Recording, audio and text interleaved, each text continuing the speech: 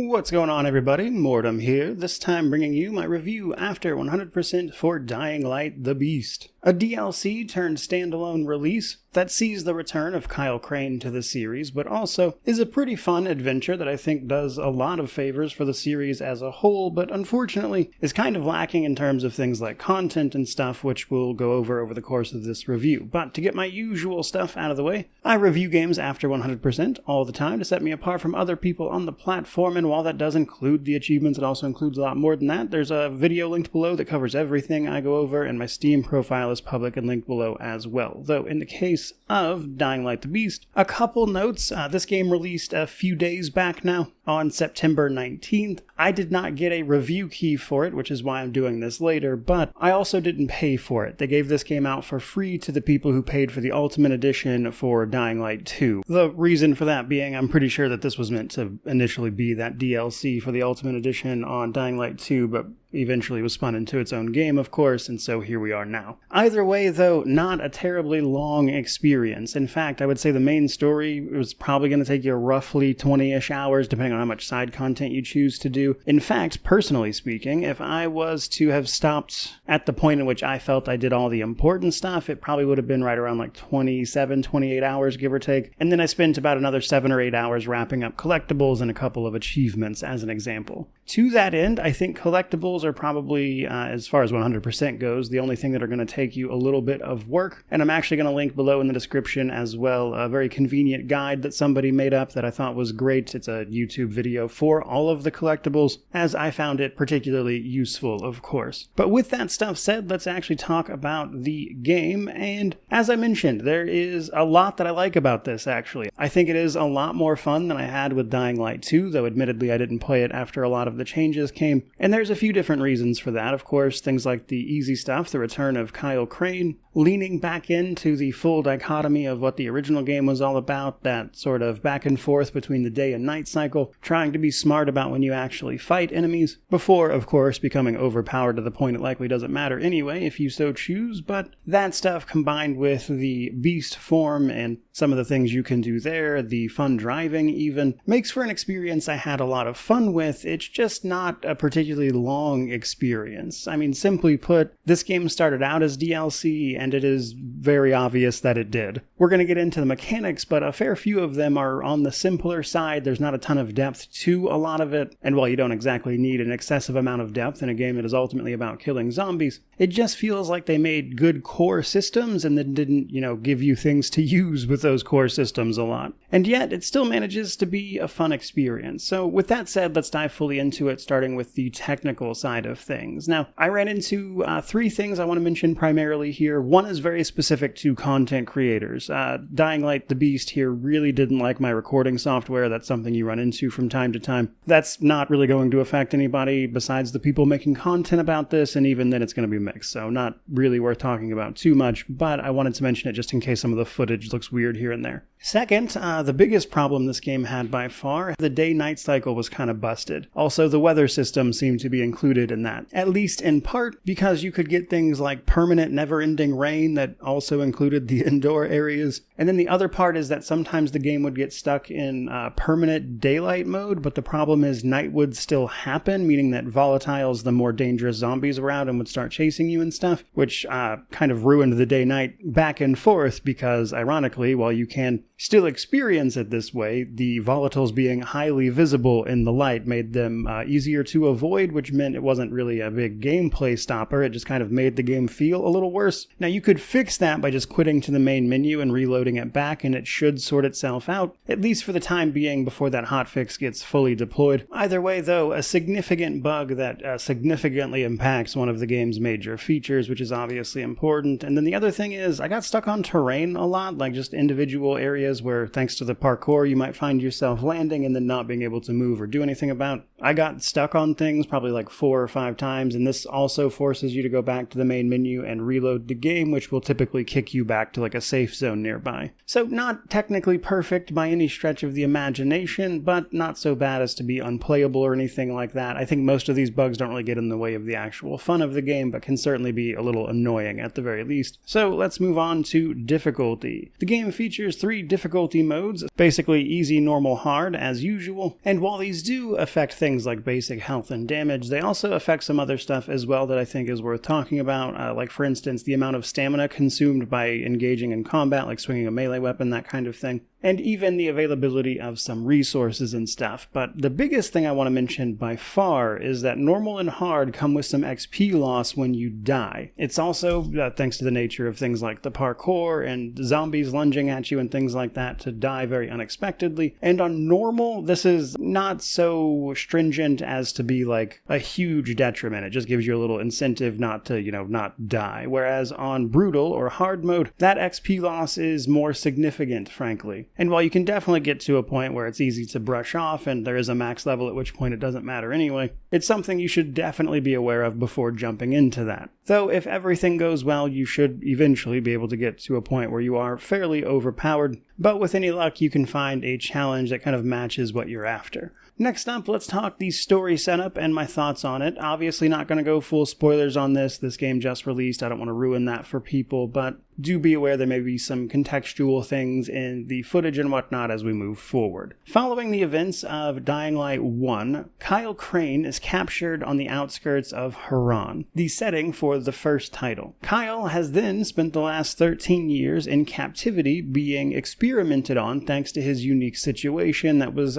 more or less detailed in the following. And with these more recent experiments on him, he's transformed into something else, frankly, which is where things like the beast transformation comes in. However, lucky for us, and I guess the pacing of this game, we are busted out of this torture and captivity right at the beginning by a woman named Olivia, who also wants to escape the valley that the person who was experimenting you on, known as the Baron, has been keeping hostage, more or less, using it as a testing ground for the things he's been up to. So your job after escaping is obviously trying to get some revenge on this guy and of course helping out the locals. In order to do this, you need to, let's say, bulk up, despite already being shredded, it would seem. And in this particular instance, what we actually have to do is kill some of the Baron's experiments known as chimeras, experimented on zombies that have transformed into various things. We're going to take some of their experimental DNA that can be separated out with this bit of machinery we get in order to inject it into ourselves, which is going to give us points to upgrade our various beast forms, and then obviously the experience and stuff we get to leveling up all serves as a form of progression. But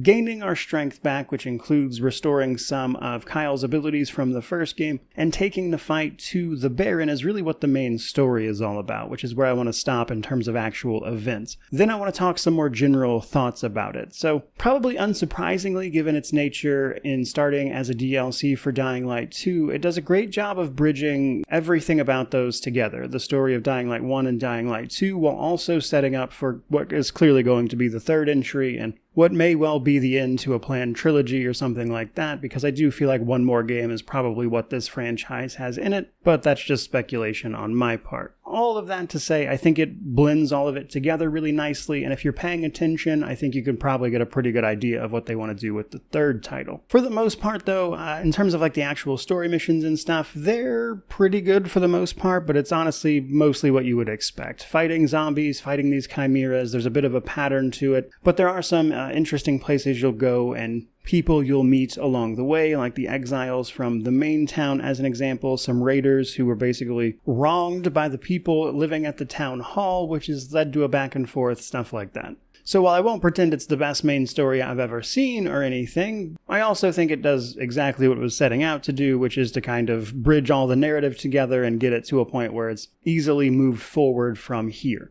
And that was interesting for me, at least, who has played the other games in the series. Now, I do have some more stuff I want to say about narrative content in terms of like side quests, things like that we'll get into, but we'll save it for a little bit later. Overall, however, I enjoyed the story for what it was, but it's also kind of short, so don't expect anything too crazy. And that brings us to our progression systems. Progression is honestly relatively simple, and it comes down to your levels, your gear sets, your overall equipment, the weapons, things like that you're using, crafting, and some parkour stuff. So on the level side of things, you can get up to level 15. As you level, you're going to gain skill points, which will let you allocate, of course, skills to one of your 3 skill trees, which focuses on things like stealth and crafting, parkour, or just straight up combat, but you'll easily get to a point where you'll eventually have all of this maxed out. So you can absolutely do everything. There are some important things tied to these skills, however, namely in the form of, extra parkour moves here and there, some combat abilities like stomping on zombies who have fallen on the ground, which combined with the grapple hook you'll get as part of main story progression, brings back the old grapple an enemy to knock them over and then, stomp on their head to finish the job. The other part of that skill stuff being the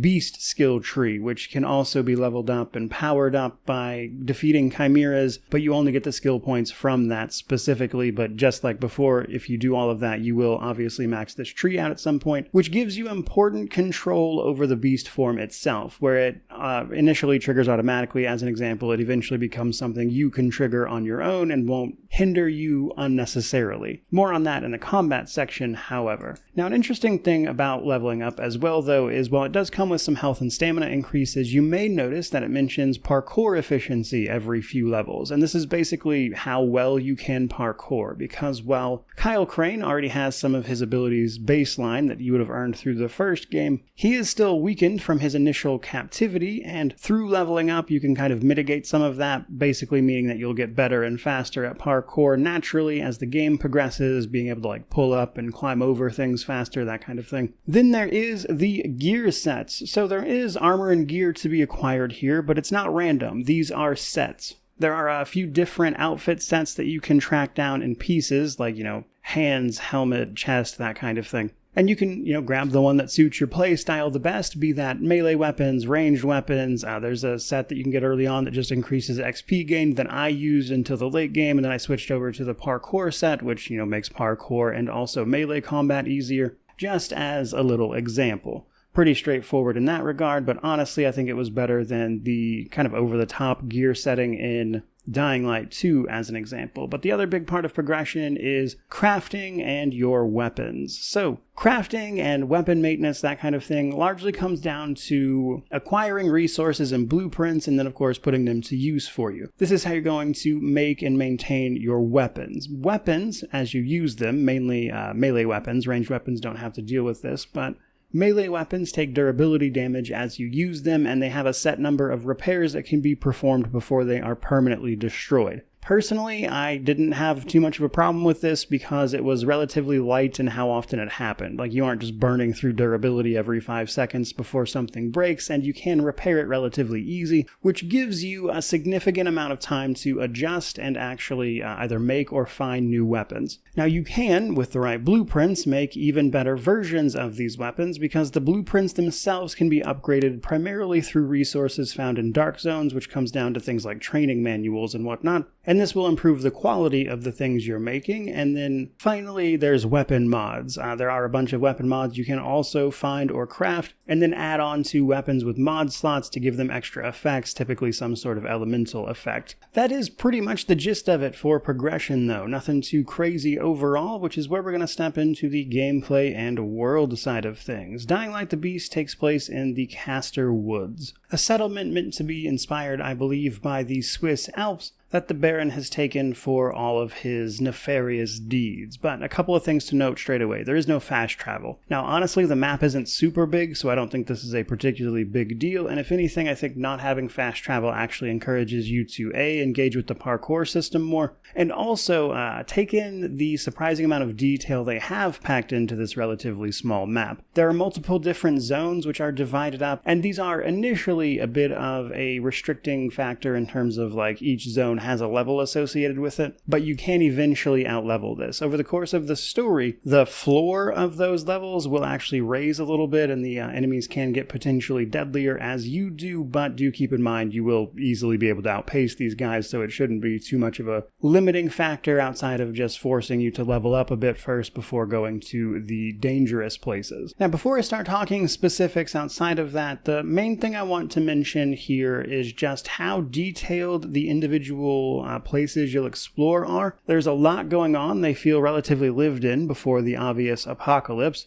And while the game is chock full of collectibles, a lot of them I think are worth finding and reading because they add a lot of character to the location. For instance, you can find out all about how there was a family here that went by the name Fisher that was up to some dark and perhaps even arcane things involving even the insane asylum that is on a little island here as an example. So I do think there's a lot to say about actually exploring the individual areas and checking out some of what they did to make this place actually feel like a little town. I think it's surprisingly good for what the game is, even if the map itself and the place isn't exactly big. But the other thing I want to mention is the side quests. There are not a lot of side quests, but they are all impactful. I think they went with the idea of going a little smaller in terms of the number of them, but having each individual side quest have a lot more going on. For instance, there is the one I've already mentioned. There's a side quest about getting back at some raiders who have taken the fight to the people at Town Hall, who have a grievance with the people at Town Hall, and you kind of see some of the back and forth there. And while I don't want to spoil them for you, there's a bunch of others, a few that even lean into, what the infected have going on, how the virus has changed over the last decade or so, things like that. And because of that, I would actually recommend you go through all the side quests, as I do think they're actually worth doing in this case. You can even get some good rewards in the form of free resources that spawn at the various places you can sleep, like ammo that spawns in the town hall for you, that kind of thing. And then later on, there's a side quest that involves the driving courses, or these little races that you can do that will, if you complete them, give you access to car kits to fix up the vehicles you can find around, as driving makes a return here. I did want to call out the driving specifically. The driving was unexpectedly fun. Like, obviously you can run over various zombies, things like that, but there's also the little race courses I just mentioned. I found those to be surprisingly engaging. I'm not usually a big driving game type of person, but I got really into those. And I think it works, at least for me at least, because they very clearly put a lot of thought into like all the different trails and roads and how those are laid out, and the things on those trails and roads that you may have to avoid or lean fully into to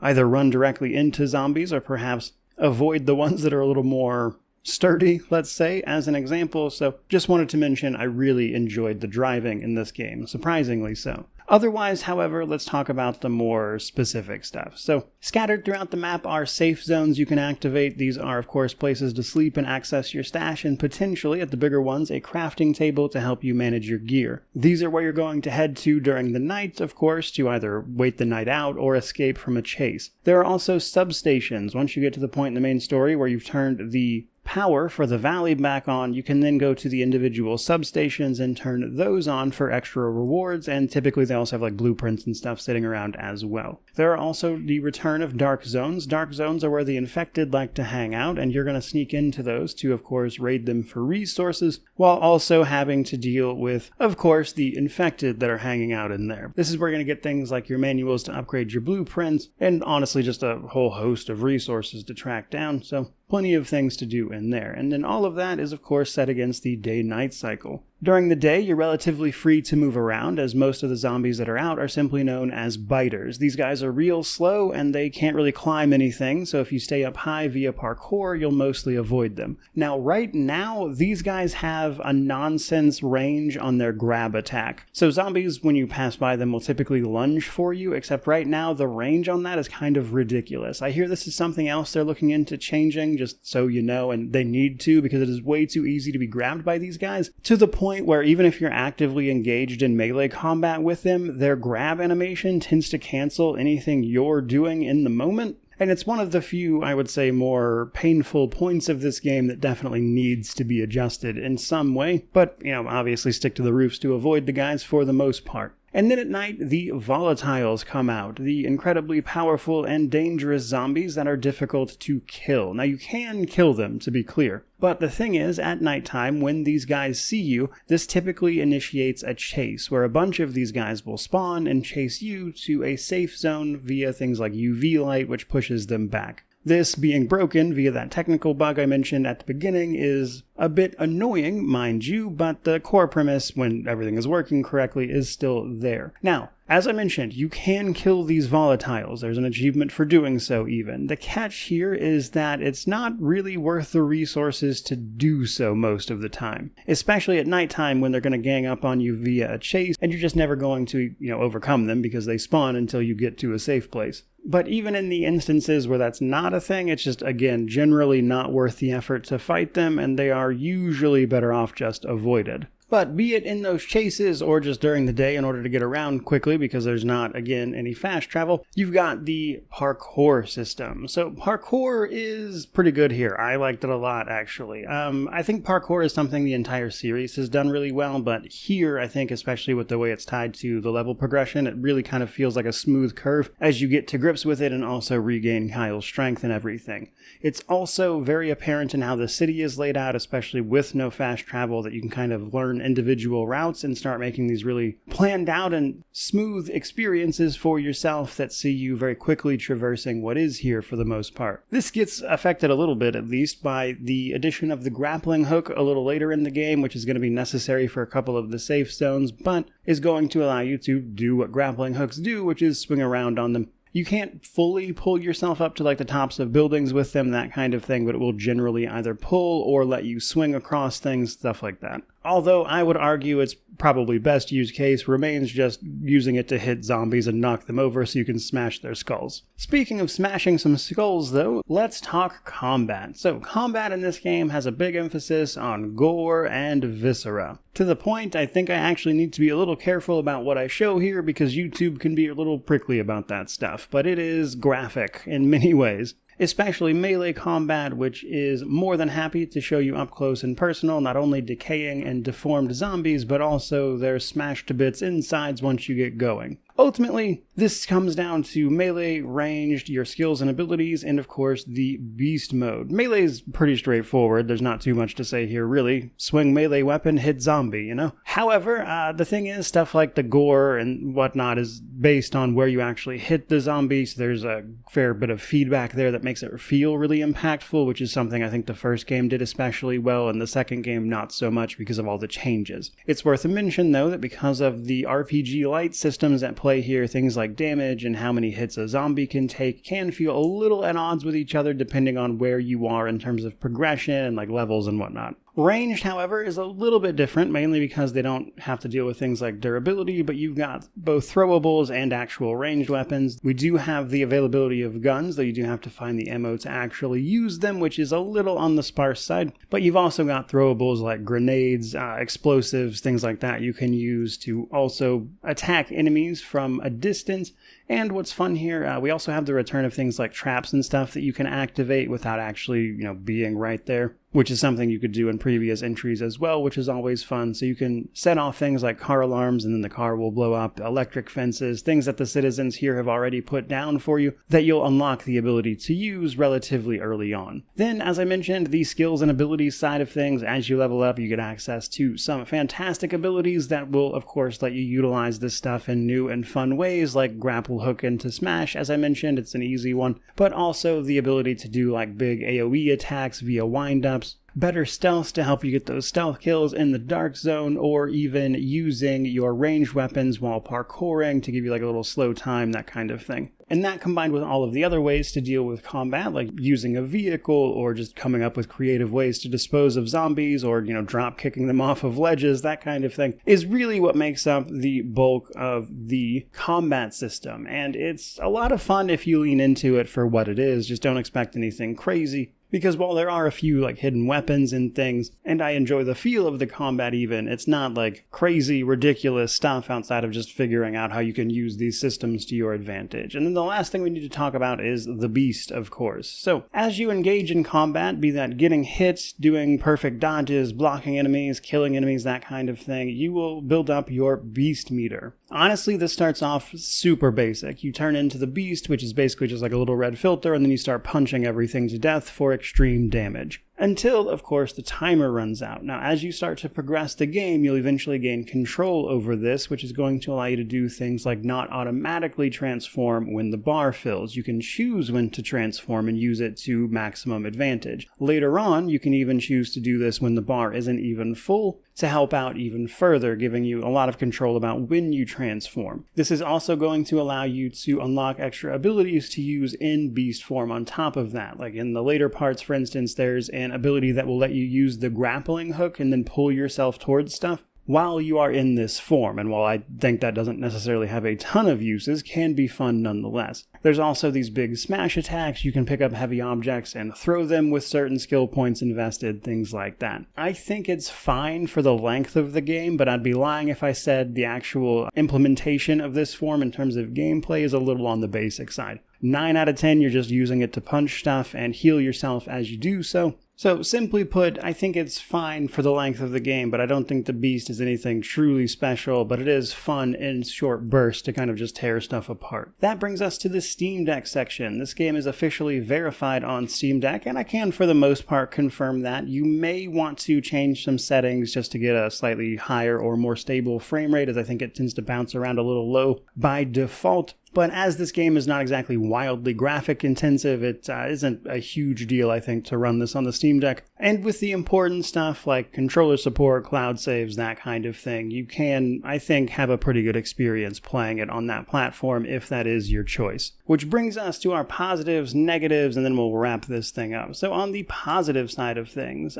call it nostalgia, I guess, but honestly it was just fun to see the return of Kyle Crane after his absence from the second game. I also enjoyed what they did with the plot here. While I wouldn't call the story anything like crazy or something to write home about, it is nonetheless enjoyable, and I think it does a good job of bridging the narrative that they've told thus far into whatever they clearly have planned upcoming. I can't help but find myself actually a little bit excited for whatever they do for their next entry here. I also like that they've managed to bring back that more dangerous feeling to a lot of the zombies, and this actually makes the interactions with the world more rewarding by default as well. It's actually kind of fun to sneak into dark zones and try to get your stuff without, of course, either waking up the zombies or having a plan for when you inevitably do. It's honestly kind of fun just to have the chases at night and try to get away from all of these volatiles, and they kind of feel more dangerous here as a result as well, because while again they can be killed, it's usually not worth the effort to do so, and they still hit really hard and they can easily gang up on you, especially at nighttime. So again, they just feel dangerous, and as a result the game feels more rewarding when you actually successfully do this stuff and get away from these guys, and it adds a level of tension that I think needs to be here for a game like this. And what's more,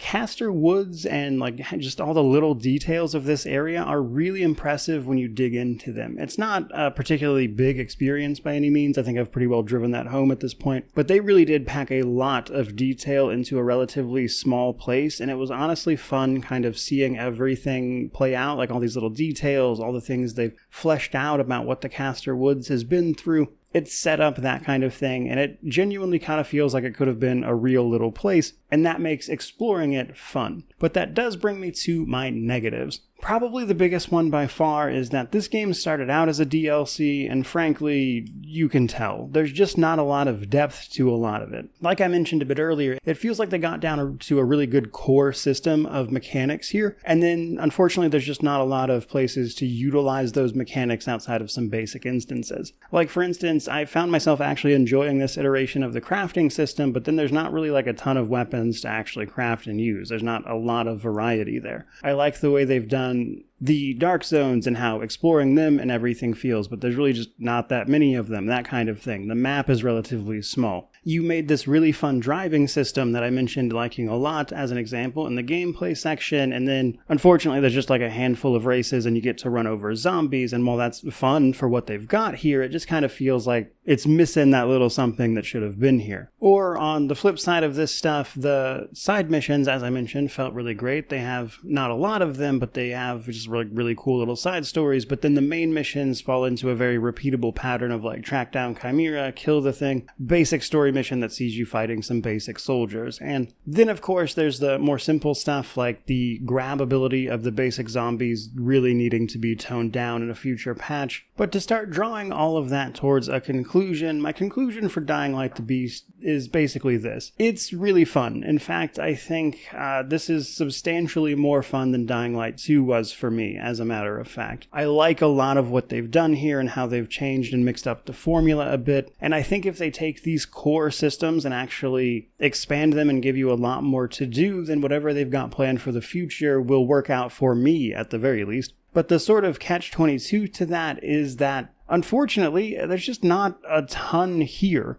If I had not even been trying to 100% this and played it for a little longer, my realistic playtime for this would have been like 27, 28 hours. The systems at play don't have enough depth to them, I think, either. And I guess, simply put, I just kind of wish there was more here than there actually is, which is, I think, the biggest letdown of this. And with the base game being $60 US, I find myself not really wanting to buy it for that price. I didn't buy it. I got this for free because of that Ultimate Edition, but I don't think I would have enjoyed having paid $60 for this, and that's largely because what's here is really fun. I enjoy what is here, to be clear, outside of a few problems, but it isn't $60 worth of fun, in my opinion, I suppose is what I'm trying to get at. And so I would absolutely recommend this to people once it's at a price point you personally feel comfortable with. I think you'll likely enjoy it once that sorts itself out, but personally I would have wanted to pay probably like $40-ish for this, because as it stands I think it's just a little too expensive for the experience that you are ultimately getting. Which I think is pretty much where I'm going to leave this particular review. So I certainly hope you enjoyed all that. If you did, by all means, like, comment, subscribe, all that YouTube jazz. Let me know how you feel about this one down in the comment section below if you've played it or plan on playing it, I suppose. But regardless of any of that, truly, just thank you so much for watching. I really do appreciate it. May you wander in wisdom and have an amazing day.